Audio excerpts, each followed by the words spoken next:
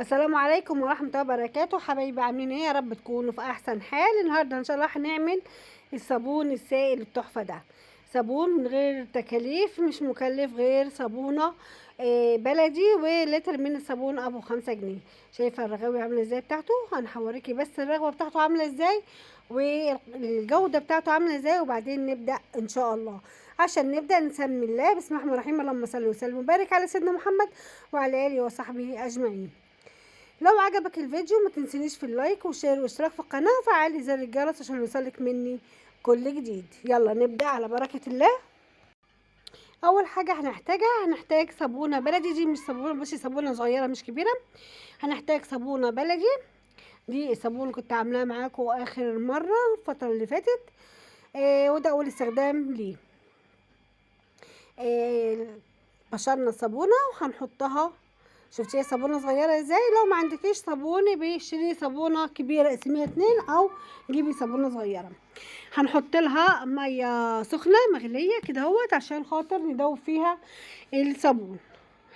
طبعا لازم تدوبيه وهو هيدوب بسرعه، يعني مش هيغيب، مش هياخد وقت ولا مجهود. دي صابونه معموله بشكل حلو خالص وبتقنيه جميله جدا. ان شاء الله هحطهولك في صندوق الوصف. هتقلبي طبعا لغايه لما الصابون يدوب. الصابون هيدوب وقوام الميه هيتقل جدا. هو كده لسه ما دابش بس هيدوب مع التقليب ان شاء الله هيدوب. مش هياخد وقت خالص، يعني دقايق. بس كل مدى كل ما القوام بيتقل ازاي.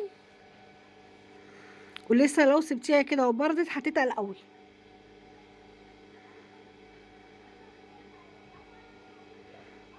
بص القوام عامل ازاي.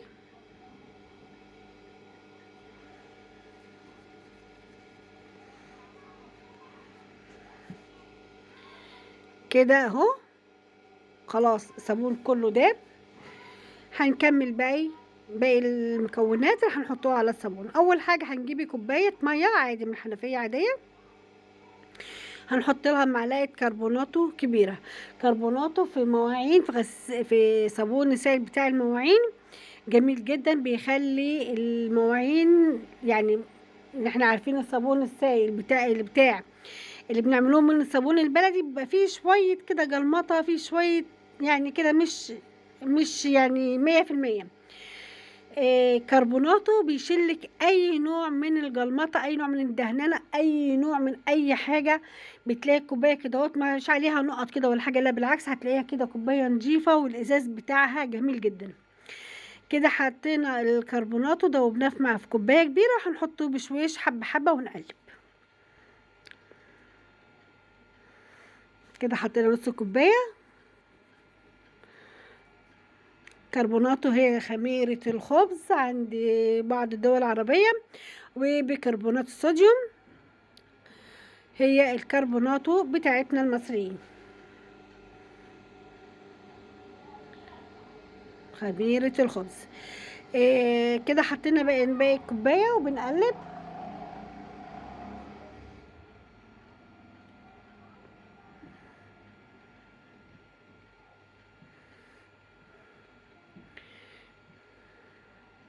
هنحط بقى باقي المكونات دي برضو نص كوباية مية، وهنحط لها معلقة من ملح ليمون. ملح ليمون والكربوناتو تحفة في صابون المواعين، تحفة في صابون السائل بتاع المواعين.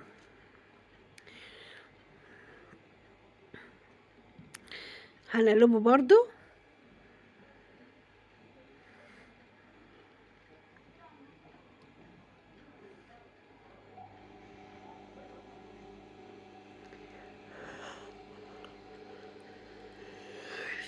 كبيته على صابون. بصي الفوران، مع الفوران خلى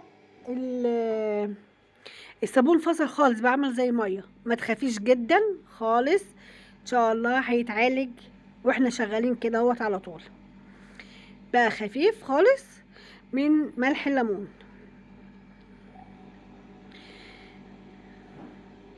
كده جبت كوبايه ميه، هنحط فيها معلقه صغيره من الملح الطعام بتاعنا العادي، معلقه صغيره من ملح الطعام العادي. ده كتطهير للصابون، للحاجه اللي هتغسليها بالصابون، مطهر جميل جدا الملح، بس مش هيعمل حاجه في الوضع اللي احنا فيه ده. هنحطهم برضو صابون ميه خف جدا. هنحط حاجه دلوقتي تربطه، اللي هي التكسابون اللي احنا عملناه مع بعض الفيديو اللي قبل ده على طول. التكسابون هحطهولك برضو في صندوق الوصف، التكسابون البيتي. حطيت نص الكمية، الكمية دي كانت عبارة عن كوبايتين مية، كوباية في الأول ونص ونص بعد كده اهوت. حطيت نص الكمية، يعتبر كوباية يعني. بصي بدأ يتقل تاني ازاي، بدأ يتقل جدا ويبقى له قوام كمان جميل جدا.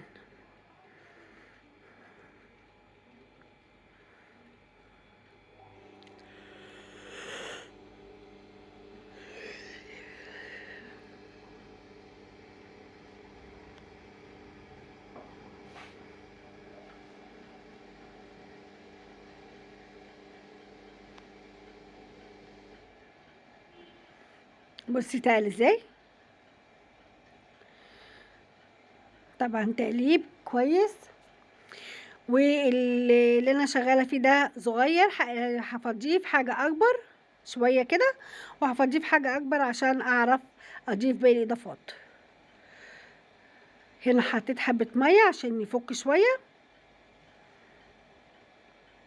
ده بقى صابون سايل جايباه من عند الراجل، اللي هو اللتر ب5 جنيه.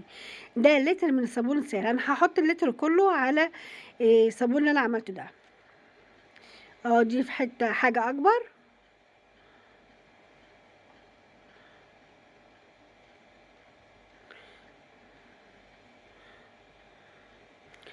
نكمل باقي اللتر بتاع الصابون. ولما حطيت لتر صابون برضو بصي القوام بتاعه بقى عامل ازاي. يعني انت ما تكلفتيش خالص غير لتر صابون من عند بتاع الصابون. دي ميه، انا حطيت في الازازه حبه ميه ونزلتها عليه عشان عايزه اخفه شويه. فانت ما تكلفتيش الا لتر الصابون. انا عن نفسي ما تكلفتش غير لتر الصابون ده. الصابونه كانت عندي انا عاملاها من الزيت المستعمل، وكمان كربوناته وملح الليمون موجودين عندي اصلا. فانا ما تكلفتش عليهم غير لتر صابون ب5 جنيه. بصي بصي قوامه عامل ازاي، بصي التقل بتاعه نازل عامل ازاي، والرغوه بتاعته تحفه. شفتيها في اول الفيديو، مش بشكل كبير بس هوريها لك في اخر الفيديو. بس صابونه طلعت تحفه جدا يعني. بصي القوام بتاعه عامل ازاي.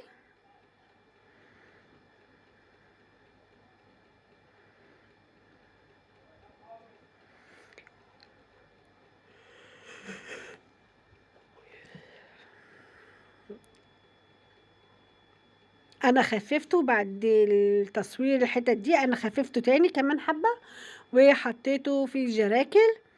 يعني عمل لي بتاع 4 لتر ونص من الصابون. دي ادي ليه ناشفه خالص، ودي ميه اهي مفيهاش اي حاجه، ميه نضيفه.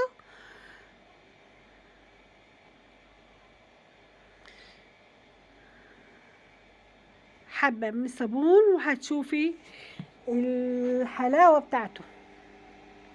صابونه جميله جدا، او صابون سائل جميل جدا. رغوه عاليه ونظافه كبيره جدا. طبعا انا عملته عشان انا كان الصابون بتاعي خلص، فانا عملته عشان استخدمه طبعا. بس بصراحه طلع تحفه، طلع جميل قوي. اتمنى انك تجربيه، ولو جربتيه وعجبك ما تنسيش تعملي لي لايك وشير واشتراك في القناه وفعلي زر الجرس عشان يوصلك مني كل جديد.